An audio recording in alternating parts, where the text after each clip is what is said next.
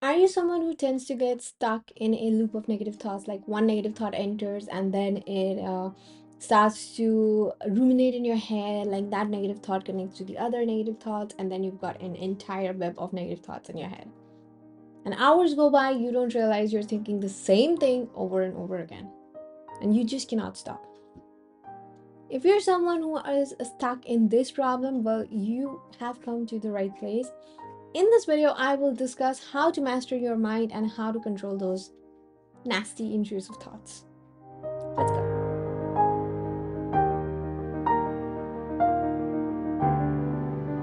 Hello everyone, welcome back to Guilt Free Mind. I am your host, Dr. Shruti Bhattacharya.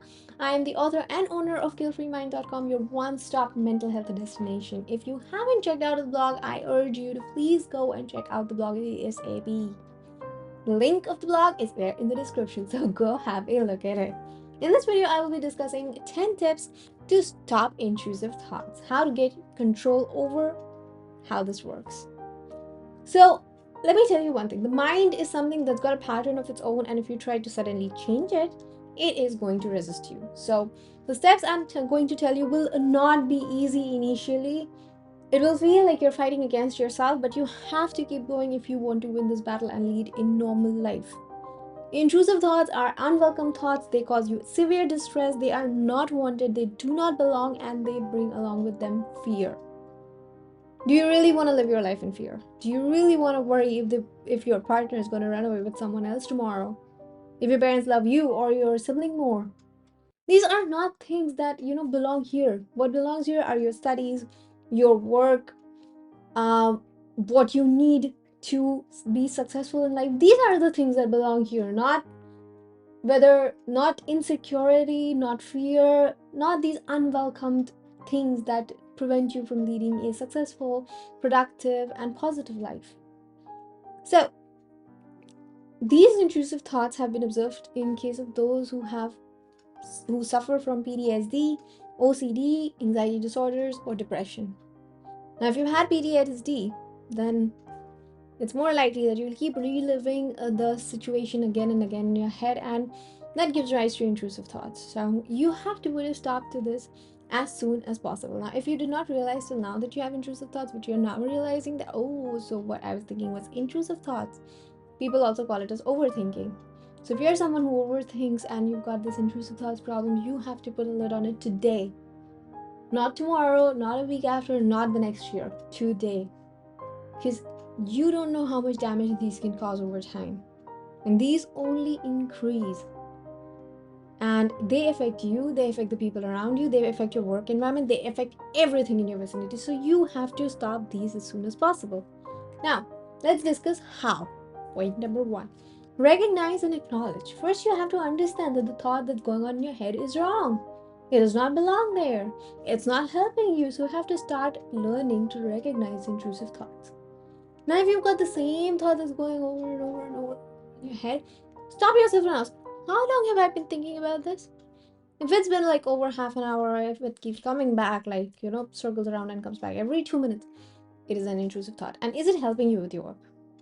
If it's not helping you, is it making you feel sad, negative, depressed, hopeless, afraid? If these feelings are associated with that thought and it's constantly going on and on and on in your head, that is an intrusive thought. Maybe if you just try to sit and think about it, you may not come up with the answer. So the better way to actually go about this approach is to write things down. So write down your thought. Write down everything about your thought. Keep writing. Everything. Empty your mind into the paper or iPad or whatever. Digital notes, wherever. Just empty your mind out. Once you've written like a few paragraphs, then you will realize, oh my god, I'm writing the same thing over and over again. So that is when you will realize that the thought, it does not belong in your head, and it's something that should go away as soon as possible. It's not giving you anything positive to work with. So this is the first step. Recognize and acknowledge. Coming to point number 2. Practice mindfulness. Now, you must be thinking that she talks about mindfulness like in everything. Be productive, mindfulness. What, dealing with anxiety, mindfulness. Dealing with intrusive thoughts, mindfulness. Like, what the heck? Mindfulness is very important. You want to be more focused? You have to be more mindful. You want to let go of your past? You have to be more mindful. You want to stop intrusive thoughts? You have to be mindful. The reason mindfulness is encouraged is because it allows thoughts to exist without gaining a control over your mind. So what is practiced in mindfulness is allowing thoughts to flow freely, not getting stuck on any thought and letting them just pass through you. Yeah, thought comes. Is it helpful? No, it's not helpful. Move away. Like that. That is what mindfulness helps you develop.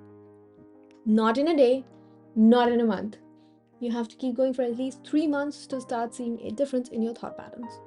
So don't come to me next week and tell me that, oh, it didn't work. I tried for a week. It didn't work. It doesn't work in a week. You have to give it 3 months at least. So when you're being mindful, focus on your breath. Take a deep breath in, release the breath out. Your focus should be on the breath. Thoughts will come. Thoughts will come into your head. When they come, just acknowledge them. Yeah, there's a thought in my head, and then gently bring yourself back to the breathing. Focus on the breathing, not on the thought.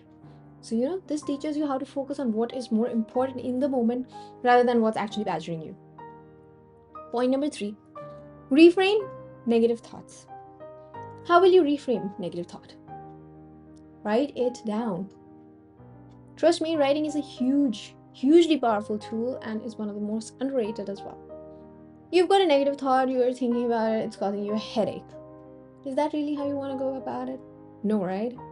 So when you've got a thought that it feels like you're not able to work because the thought is constantly hitting you, take a piece of paper, start writing it. Just write. Just put down the whole thing. Then look back at it. Is this thought helpful? Suppose you're wondering that, what if my girlfriend finds someone who's better looking than me, or what if my girlfriend lands up in love with someone else? Write that down. Now, why would she land up in love with someone else? Are you not the best person for her? Why are you not the best person for her? Is the reason that you've written, is it the correct reason, or is it just based on your past experiences and has no logic to it? Like people say that sometimes, that, okay, I didn't listen to her yesterday, maybe that's why she ran away. Come on, one instance, seriously, one instance. No one runs away or goes away in one instance. Many instances may be possible, but one instance, nah, no, that doesn't happen. So point is, once you've written it down, then you can focus on it with a clear mind. You read what you wrote, and then you ask yourself, is it even making sense? Because most of the time when intrusive thought starts, after a certain point, thoughts stop making sense. They have no logical bearing. So find out the thoughts that do have logical bearing, because the thoughts with logical bearing, you can find solution too. Thoughts that are illogical, make no sense, let them go. Is the thought helping you? If it's helping you, it has a place to stay in your head. If it's not helping you, it needs to get out as soon as possible. So just throw the thought out, put a lid on your head, and get back to work or get back to whatever you were doing.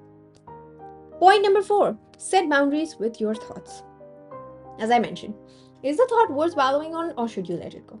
The moment you realize that a thought has come back to your head like more than 3 times, think, are you helping? Is this thought that my girlfriend will run away with someone else, is it helping me? It's not. Can it damage my relationship further? Yes, because you're constantly insecure. Your girlfriend may send a text to someone and smile at her phone, and you will think, oh, she's in love with someone else, she's going to run away tomorrow. So that thought, the thought that you are thinking in your head, is definitely not helping you, and it might cause the problem that you're constantly worried about, your girlfriend running away with someone else. So that is something you have to stop thinking, or thinking that your girlfriend is way too possessive. Like, write down the thoughts, write down the whole thing. Okay, she's possessive because of this, because of this, because of this, the reasons she gave. Then logically look at the reasons. Are her reasons right? Did you display infidelity before? Were you not faithful before? Because if you were not faithful before, then she has a logical reason to believe that that might happen again. She might suspect you because of that. And you were always faithful. There was never a bump in your relationship, but she's always thinking that you will go away. Then why is that? Then maybe you should sit down with her and talk about it. Like, whichever way, you have to decide if the thought is worth wallowing, or should you let it go. If it's not helping you, just let it go. And if it's not helping you, but it's not related to you, it's related to someone else, but it keeps hitting you, then you need to talk to them and solve that problem as soon as possible. Point number 5, distract yourself. Now, when people get stuck in this intrusive thought loop, they cannot distract themselves. Now, what I want you to do is put on any random show on Netflix, a really boring one, I don't care, or a really interesting one, which would distract you, great, but just put on a show. And whatever you're seeing, write it down. Describe the scenes that you're watching. Just, your mind should be on the show and not on your thought. So you're listening to the show, you're watching the show, you're writing down scenes from the show. What color dress was the character wearing? How was the hairstyle of the character? Is the hair long? Is the hair short? What is the character saying? Just write down the dialogues. Do anything that would take your mind off from the thought you were thinking. Point number 6, have a safe space in your house. Now, you can either have a safe space or you can visualize a safe space in your mind. So, when things become difficult, when your thoughts are going round and round like a carousel in your head, visualize a calm space in your mind. A space where no negativity exists. It's to be there in your mind. It can have lots of windows. It can be next to a beach. It can be on top of a mountain. It can be in the middle of the ocean. It's your mind place, it's not a palace. I would not say palace, because mind palaces, people use it to store information, but that's not what we're talking about here. So it's a place in your mind. It can exist at any corner of the world, even on the Bermuda Triangle. Listen, think that you are there.